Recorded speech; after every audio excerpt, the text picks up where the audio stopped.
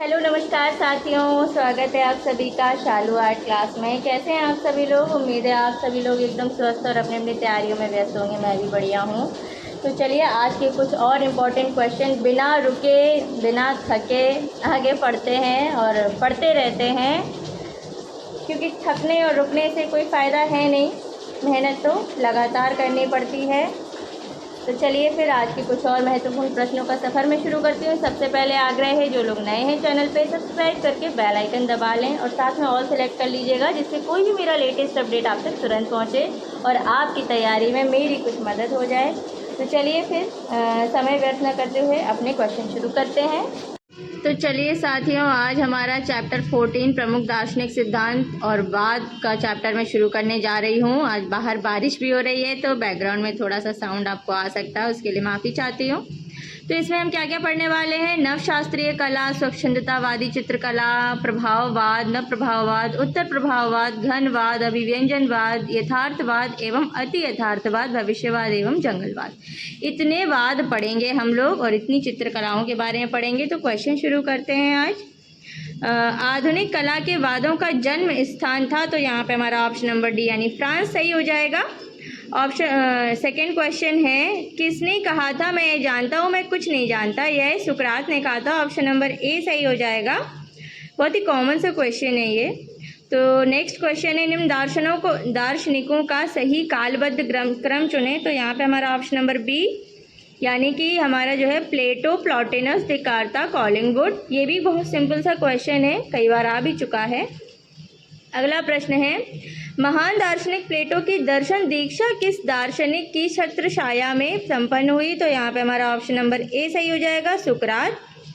अगला प्रश्न है, अरस्तु के अनुसार कला क्या है? तो यहाँ पे हमारा ऑप्शन नंबर ए अनुकृति सही हो जाएगा। अगला प्रश्न है, महान दार्शनिक अरस्तु ने कला की परिभाषा में किस तत्व को महत्व दिया? तो यहाँ पे हमारा ऑप्शन नंबर सी यानी कि अनुकरण का सिद्धांत सही हो जाएगा। अगला प्रश्न है, कला क्या है? तो यहाँ पे हमारा ऑप्शन नंबर डी यानी कि कलाकार की अनुभूति से परिपूर्ण चित्रण। नेक्स्ट क्वेश्चन है, अनुकरण ही कला का मूल है, किसने कहा? तो यहाँ पे हमारा ऑप्शन नंबर सी अरस्तु सही हो जाएगा।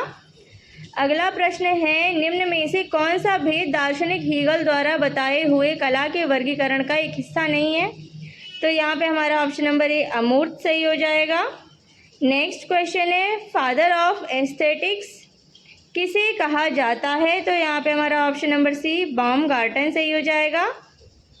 अगला प्रश्न है, मनुष्य अपने भाव को कला के द्वारा प्रकट करता है, किसका कथन है? तो यहाँ पे हमारा जो है ऑप्शन नंबर सी सही हो जाएगा। तो यहाँ पे हमारा रस्किन सही हो जाएगा। अगला प्रश्न है, विचारक ह्यूम किस राष्ट्र के थे? तो यहाँ पे हमारा ऑप्शन नंबर सी यानी ब्रिटेन के थे। ऑप्शन नंबर सी सही हो जाएगा। हेनरी मूर कहाँ के निवासी थे? तो यहाँ पे हमारा ऑप्शन नंबर ए इंग्लैंड सही हो जाएगा। अगला प्रश्न है, कला एक अभिव्यक्ति है, यह कथन किसने उल्लेखित किया है? तो यहाँ पे हमारा ऑप्शन नंबर सी रस्किन सही हो जाएगा। चलिए अब नवशास्त्रीय कला एवं स्वच्छंदतावादी कला पढ़ेंगे हम लोग। तो चलिए हमारा नेक्स्ट क्वेश्चन है, इससे डेविड की पेंटिंग सुकरात या साक्रेटिस की मृत्यु किस कलावाद के अंतर्गत आती है? तो यहाँ पे हमारा ऑप्शन नंबर बी नवशास्त्रीयवाद के अंतर्गत आती है, सही हो जाएगा। जाहिर सी बात है, नवशास्त्रीय कला स्वच्छंदतावादी कला है, तो इन्हीं में से कोई एक आंसर होना चाहिए। चलिए फिर भी ध्यान से पढ़ा जाता है, कई बार जो है घुमावदार प्रश्न भी पूछ लिए जाते हैं। Sleep of reason brings forth monster नामक एचिंग सीरीज को किसने चित्रित किया था? तो यहाँ पे हमारा ऑप्शन नंबर बी यानी कि फ्रांसिस्को डी गोया सही हो जाएगा। अगला प्रश्न है, थियोडोर जेरिकॉल्ट किस कला आंदोलन के अंतर्गत आते हैं?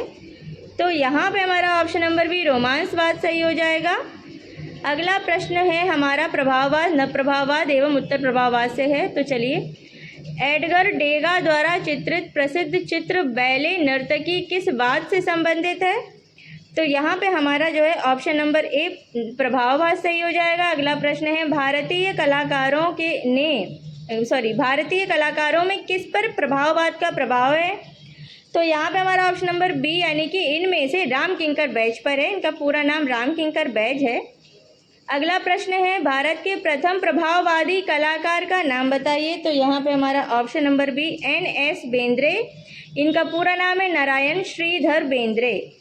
अगला प्रश्न पढ़ते हैं, कौन प्रसिद्ध महिला जो एकमात्र महिला थी प्रभाववादी कलाकार है? तो यहाँ पे हमारा ऑप्शन नंबर बी सही हो जाएगा, मैरी कैसेट। अगला प्रश्न है, नव प्रभाववाद का प्रथम चित्र स्नान स्थल किसने बनाया? तो यहाँ पे हमारा ऑप्शन नंबर ए सही हो जाएगा, जॉर्ज सोरा। नेक्स्ट क्वेश्चन है, प्रख्यात चित्र सर्कस के चित्रकार हैं? तो यहाँ पे हमारा ऑप्शन नंबर सी हो जाएगा, जॉर्ज सोरा। अगला प्रश्न है, बिंदु चित्रण पद्धति प्रारंभ करने वाले कलाकार का नाम बताएं? तो यहाँ पे हमारा ऑप्शन नंबर डी सोरा यानी जॉर्ज सोरा। अगला प्रश्न है, स्नान मग्न युवतियों के चित्रकार कौन है? तो यहाँ पे हमारा ऑप्शन नंबर सी सेजान सही हो जाएगा। नेक्स्ट क्वेश्चन है, किस कलाकार की तुलना आघातों को रेंगता हुआ सर्प कहा गया है? तो यहाँ पे हमारा option number B Van Gogh. Next question है, द नाइट कैफे किस कलाकार की रचना है? तो यहाँ पे हमारा option number D Van Gogh सही हो जाएगा। अगला प्रश्न है, द पोटैटो ईटर किसका चित्र है? तो यहाँ पे हमारा option number A Vincent Van Gogh. Next question है, सूर्यमुखी चित्रित किया है? तो यहाँ पे हमारा ऑप्शन नंबर बी सही हो जाएगा, वैन गॉग ने। अगला प्रश्न है, किसने लंच इन ग्रास नामक पेंटिंग बनाई? तो यहाँ पे हमारा ऑप्शन नंबर बी सही हो जाएगा, माँ ने।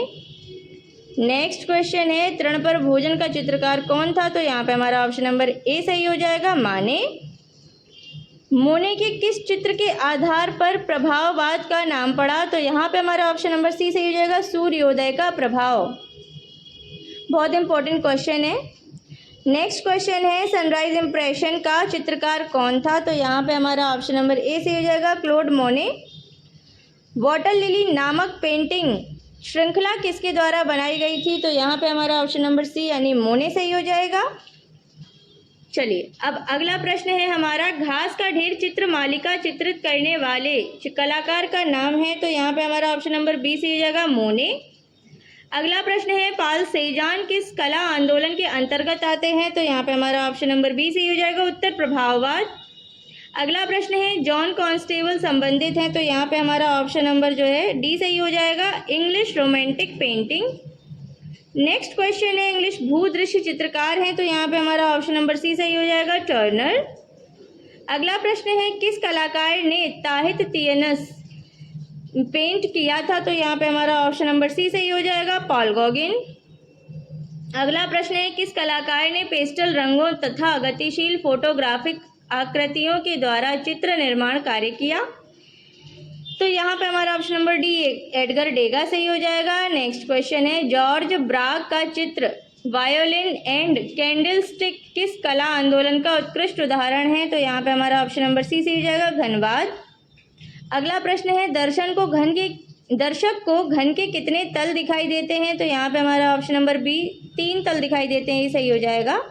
चलिए अब मिलान करना है सूची का। तो यहाँ पे हमारा जो है ऑप्शन नंबर सी यानी कि सूची मिला लेते हैं। घनवादी चित्र द सिक चाइल्ड, अभिव्यंजनवादी चित्र हो जाएगा हमारा, घनवादी चित्र विपिंग वुमन, और जो है अभिव्यंजनवादी चित्र द सिक चाइल्ड। उसके बाद में अति यथार्थवादी चित्र द परसिस्टेंस ऑफ मेमोरी। उत्तर प्रभाववादी चित्र यानी कि हमारा ऑप्शन नंबर ए इसमें यानी कि द पोटैटो ईटर्स। अच्छे से मिलान कर लीजिएगा, यहाँ पे ऑप्शन नंबर सी सही है। चलिए अगला प्रश्न है, घनवाद का घोषणा पत्र किसने लिखा? तो यहाँ पे हमारा ऑप्शन नंबर बी सही हो जाएगा, ग्यूलॉम एपोलिनेयर। नेक्स्ट क्वेश्चन है, रेमंड ड्यूशोविलों की हार्स शीर्षक की मूर्ति किससे बनी है? तो यहाँ पे हमारा जो है ऑप्शन नंबर बी सही हो जाएगा, कांसा की। चलिए अब हम पाब्लो पिकासो के बारे में थोड़ा सा पढ़ लेते हैं। पाब्लो पिकासो का जन्म कहाँ हुआ था? तो यहाँ पे हमारा ऑप्शन नंबर डी सही हो जाएगा, स्पेन में हुआ था। पिकासो की मृत्यु किस शताब्दी में हुई थी? तो यहाँ पे हमारा 20वीं शताब्दी, ऑप्शन नंबर ए सही हो जाएगा।